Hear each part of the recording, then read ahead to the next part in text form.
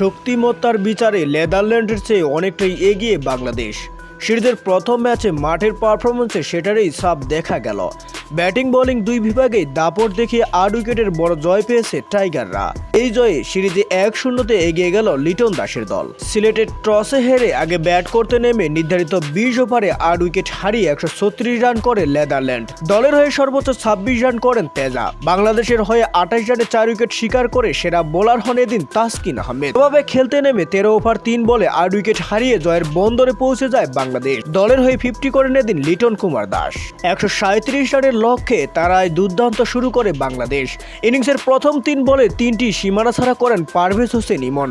উড়ন্ত সূচনা পাওয়ার পর এই ওপেনার অবশ্য বেশিক্ষণ টিকতে পারেনি। ইনিংসের তৃতীয় ওভারেই সাজঘরে ফিরতে হয় তাকে। আরিয়ান দত্তের দুর্দান্ত এক ডেলিভারিতে বোল্ড হওয়ার আগে 9 বলে 15 রান করেছেন এই ওপেনার। ইমন দ্রুত ফিরলেও 3-এ নেমে রানের চাকা সচল রাখেন লিটন দাস। তাকে যোগ্য সঙ্গ দেন তানজিদ হাসান তামিম। শুরু থেকেই দেখে শুনে ব্যাটিং করার চেষ্টা করেন তামিম, তবে উইকেট থিতু হওয়ার পর ফুল টস ডেলিভারিতে উইকেট বিলিয়ে দেওয়া খানিকটা দৃষ্টিকটুই। সাজঘরে ফেরার আগে 24 বলে 29 রান এসেছে তার ব্যাট থেকে। লাল বলে নিয়মিত পারফরমেন্স করলেও গত কয়েক মাস ধরেই সাদা বলের ক্রিকেটে বেশ ভুগছেন লিটন। এমন সময়ে টি-20 নেতৃত্ব দেওয়া হয় তাকে, ফলে অনেকেই এমন সিদ্ধান্তের সমালোচনাও করেছেন। সেটা জবাব দিয়েছেন লিটন। 50 পেয়েছেন বাংলাদেশের এই অধিনায়ক। এই মাইলফলক ছুঁতে তিনি খরচ করেছেন মাত্র 26 বল।